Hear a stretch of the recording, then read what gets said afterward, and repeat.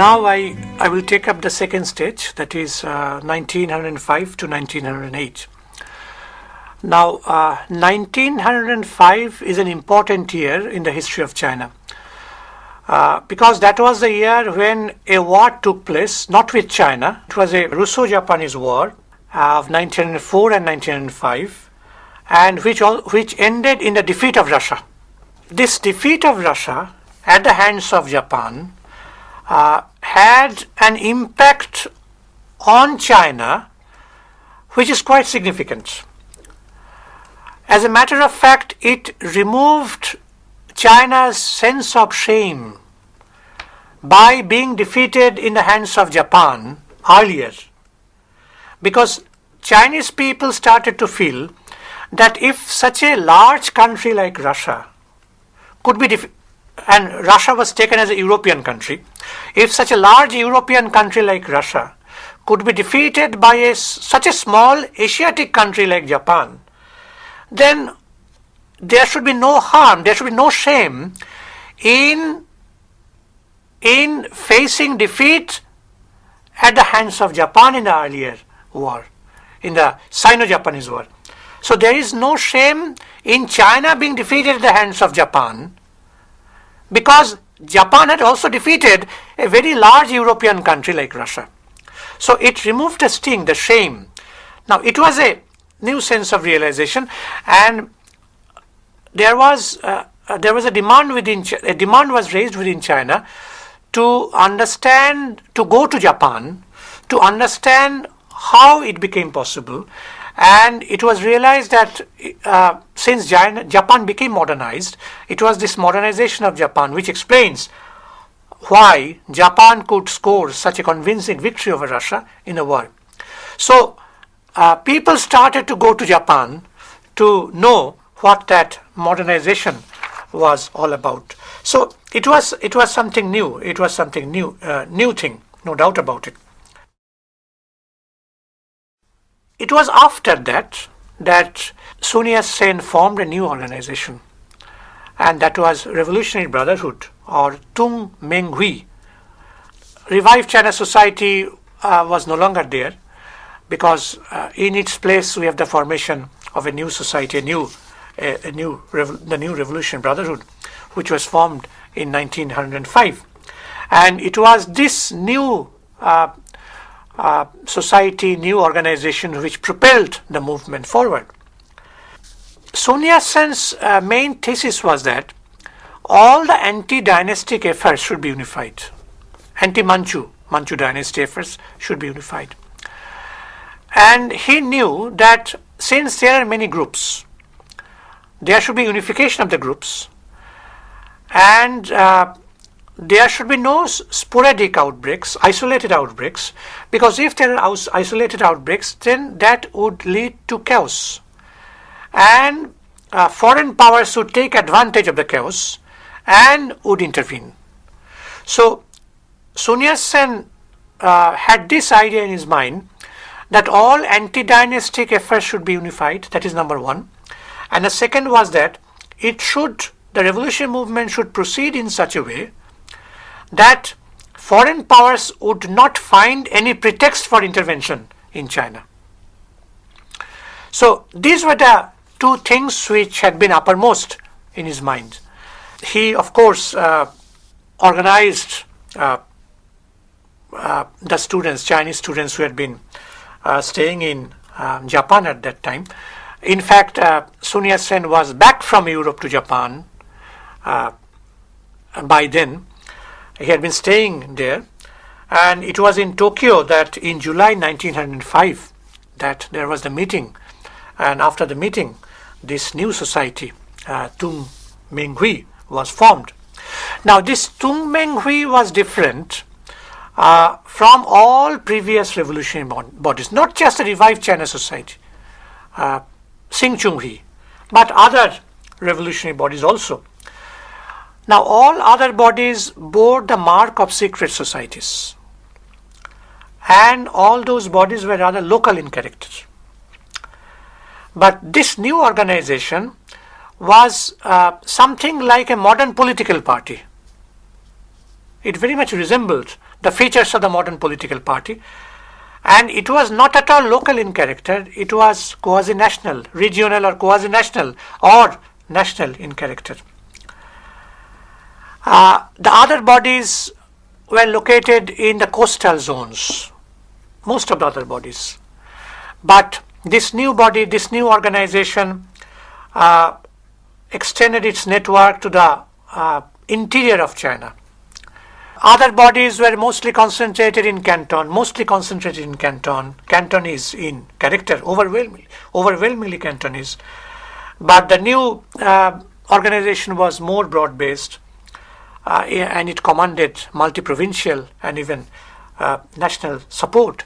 And it also enlisted the support of the intellectuals, overseas Chinese, many of the overseas Chinese, secret societies, small and middle-sized businessmen, particularly those who had been doing their business in the city of Shanghai.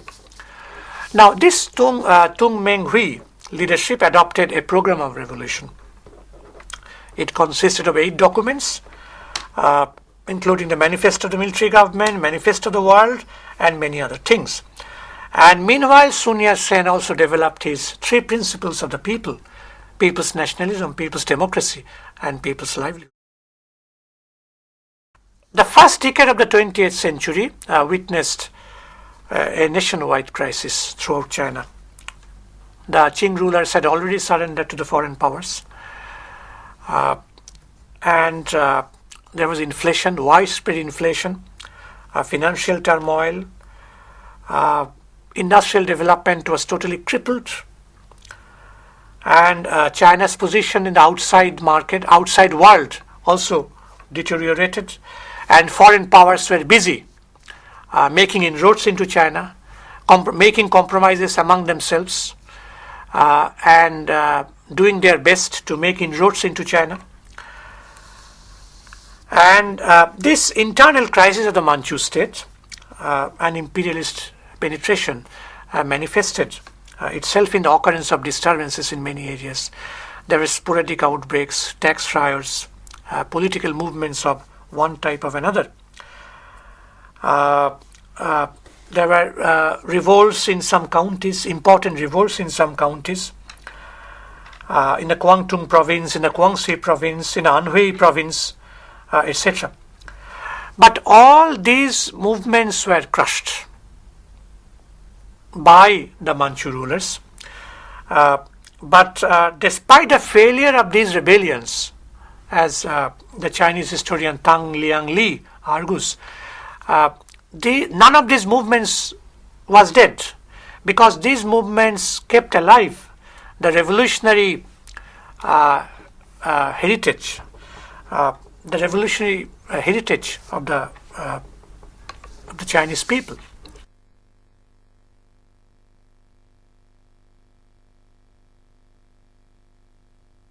Third stage of the revolution of 1911, which starts from 1909. We know that during that period the Manchu rulers adopted a number of reforms. There was the later Ching Reforms from 1901 to 1908, and then in August 1908 a 9-year program of constitutional reform was adopted, and the main aim of the Manchu rulers was to pass on to a parliamentary form of government on the Western model. But then the psychology of the Chinese people had gradually became favorable for the Chinese Revolution. Now, those who had experienced limited parliamentary power wanted to have more. They were not satisfied, so they were eager for having more and more such constitutional power. And provincial spirit also developed. We have pointed out earlier that railway lines were constructed, and the ownership of the railway lines, railway companies were handed over. Control was handed over to the foreigners. So that naturally caused a public outcry against these changes. The government retaliated by arresting people And so that led to more and more movements of one type of another. And the crisis became very sharp. And by then, Sun Yat-sen had been preparing, along with his own organization, Tung Meng-hui, for a final showdown with the Manchu rulers. He activated secret societies, particularly the Triad Society. Triad Society was activated by Sun Yat-sen during that period. Actually, the movement started in September 1911. There was a rising in Sichuan, which stimulated the revolutionary mood of the people. And events were precipitated by the accidental explosion of a bomb in an ammunition depot in Hankow in 9th October 1911. Then the Imperial Army at Wuchang mutinied. These people came from Japan. These were the Chinese students, military students, who went to Japan to receive military training. And when they came back to China, they had by then been sufficiently influenced by revolutionary ideology. And so we have the Wuchang mutiny, and the viceroy fled. And in fact, within a few months, a number of the provinces of China came under the control of the Republicans. And the Manchu rulers were defeated. They had to step down. Wan Shikai now became the premier of China, and he favored a settlement. Sun Yat-sen proclaimed the republic, and the date was 1st January 1912. It was in Nanking, and in fact the China came to be divided into two parts. The Republicans were in control of South China, with Nanking as their capital, and Wan Shikai and his forces were in control of North China, with Peking as the capital. It was this revolution of 1911 which naturally got rid of the Manchu rule, and a new form of government, the Republican form of government, was established for the first time in China.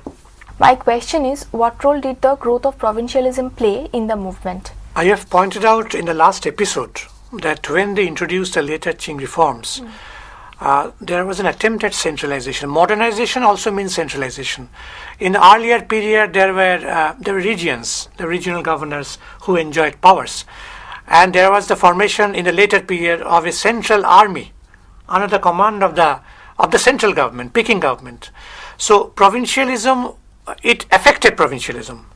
And then in our period, when railway lines were being established, railway lines were constructed through different provinces. It moved from one province to another.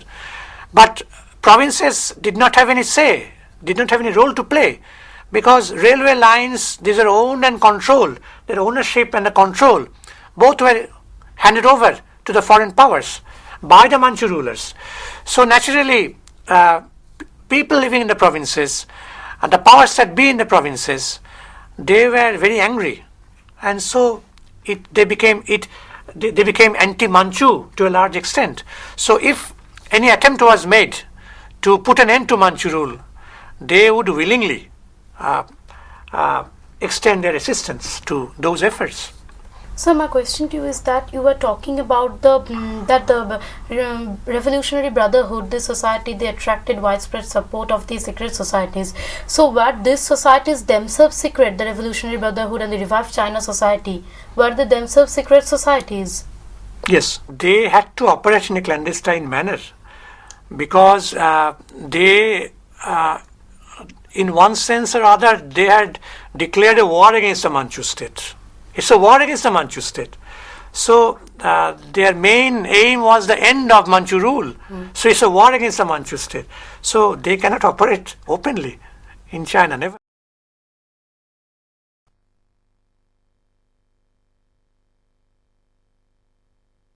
We will now make an assessment of the revolution of 1911. This revolution was a bourgeois democratic revolution in China, in the sense that it was led by the bourgeoisie and the Chinese national bourgeoisie, not the comparator bourgeoisie, but the Chinese national bourgeoisie played an important role in this. But this revolution also suffered from certain limitations. When we talk about the Tung Meng Hui program, there was nothing anti-foreign. Clearly, no, they were not vocal against foreign powers. They wanted to do away with Manchu rule, and they did away with Manchu rule. But the end of Manchu rule does not mean the end of feudalism, because if a truly republican form of government was to be established, then it would have to be also anti-feudal, and it would also have to be anti-imperialist, both of them. But to become anti-Manchu was definitely something anti-feudal, but that is not enough. So in both these cases, these were two of the major limitations from which it suffered. It was not totally anti-imperialist because it avoided making any public statements against foreign powers, because they felt that if they are very much anti-foreign in their statements, then foreign powers would intervene. So they should get some pretext. That was his consideration. And the second point was that it did not put an end to feudalism. So the Chinese society remained as before, more or less, even though the Manchu rule came to an end. So it was a failure in that sense, and it was of course incomplete. And that is the reason why in 1949 Mao Zedong had to accomplish the new democratic revolution, anti-imperialist and anti-feudal.